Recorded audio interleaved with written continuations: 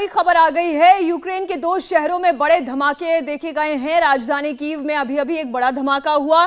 पूरे कीव शहर में हमले का सायरन बज रहा है। खार्किव में भी रूसी सेना का अटैक।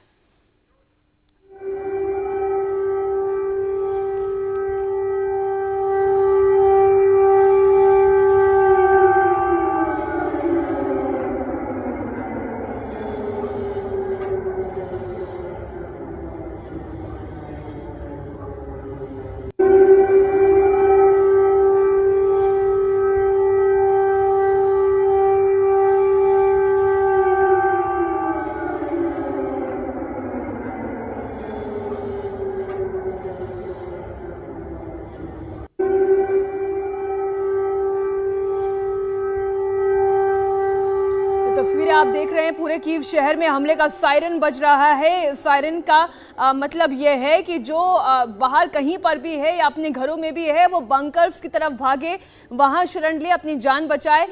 यूक्रेन के 2 शहरों में बड़े धमाके देखे गए हैं। खार्किव में थोड़ी देर पहले धमाका हुआ है। एक अटैक कीव में भी हुआ है, बड़ा धमाका हुआ है और इसलिए पूरे कीव शहर में हमले का सायरन बज रहा है। इस वक्त की बड़ी खबर हम आपको बता रहे हैं। 2 बेहद खास मेहमान इस वक्त हमारे साथ स्टूडियो में जुड़े हुए हैं। Group captain TK. पांडे और कर्नल टी.के. टिक्कू साहब हमारे साथ जुड़े हुए हैं। सबसे पहले इन तस्वीरों को देखिए टिक्कू साहब और आप बताएं, ये युद्ध की घड़ी लोगों को छिपने के लिए कहा गया है, अलर्ट रहने के लिए कहा गया है, लेकिन क्यों खार्किव को बड़ा टारगेट बना रही है रूसी सेना? देखिए, आपने कुछ दिन पहले, इनफैक्ट पहले ही युद्ध के पहले ही दिन जो डॉनबास को लुहांस्क का इलाका है वो इंडिपेंडेंट घोषित कर दिया उन लोगों ने, क्योंकि वो रशियन सपोर्टर्स थे। और खार्किव अगर आप देखें वो बिल्कुल इस इंडिपेंडेंट इलाके के नॉर्दर्न एज पर है और मारियोपोल उनके साउदर्न एज पर है, और दोनों बड़ी मिलिट्री बेसिस थी। वो मिलिट्री बेसिस इसलिए थी कि ताकि वो जो अंदर प्रो रशिया सेंटिमेंट था उसको कहीं ना कहीं दबाने के लिए रखा गया था। और अगर इन दोनों स्टेट्स को, उनकी इंडिपेंडेंस को रशिया ने बरकरार रखना है तो खार्किव और मारियोपोल पर उनको कब्जा करना ही पड़ेगा। नहीं तो जैसे जैसे युद्ध आगे बढ़ेगा कीव की तरफ, ये खार्किव और मारियोपोल के जो गैरिजन्स हैं वो इस इलाके पर दोबारा अपना कब्जा जमाएंगे। इसीलिए ये दोनों की इंपॉर्टेंस काफ़ी बढ़ जाती है। जी सर। और इस वक्त की एक और बड़ी खबर आपको बता दें, रूस यूक्रेन युद्ध में मिग फाइटर जेट का इस्तेमाल, यूक्रेन के ठिकानों पर मिसाइल भी दागे जा रहे हैं। तो लगातार हम आपको बता रहे हैं कि मिग फाइटर्स के जरिए हमले किए जा रहे हैं यूक्रेन के ठिकानों पर। और साथ ही साथ आपको बता दें कि रूस और यूक्रेन की इस लड़ाई में जिस तरह से हम देख रहे हैं एयर अटैक हो रहा है जिसमें मिसाइल का इस्तेमाल खूब किया जा रहा है, जिसमें आपको बता दें कि जो नेवल फोर्सेस है रशियन वो इस्तेमाल कर रही है कैलिबर क्रूज मिसाइल्स का, और जो लैंड फोर्सेस है वो इस वक्त अलग अलग ढंग के उनके पास जो मिसाइल है उसका इस्तेमाल किया जा रहा है, जिसमें मीडियम रेंज की मिसाइल भी और साथ ही क्रूज मिसाइल का भी इस्तेमाल किया जा रहा है।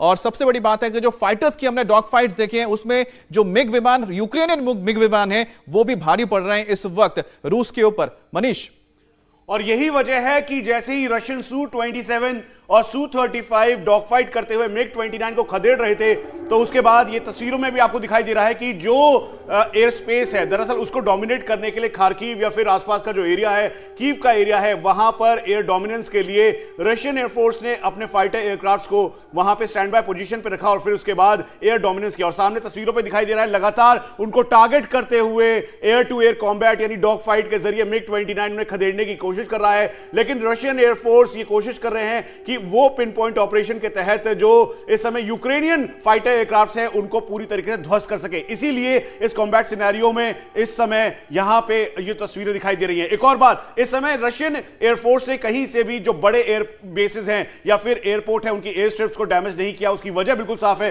कि आने वाले टाइम पर अगर गवर्नमेंट फॉर्म होती है तो ये रशियंस को दोबारा से खुद ही रिपेयर करना पड़ेगा। इसीलिए बहुत ही टेक्टिकली वो मूव कर रहे हैं। इंडिया टीवी हर वक्त हर जगह डाउनलोड करने के लिए सर्च करें India TV news Google play store या ऐप स्टोर पर।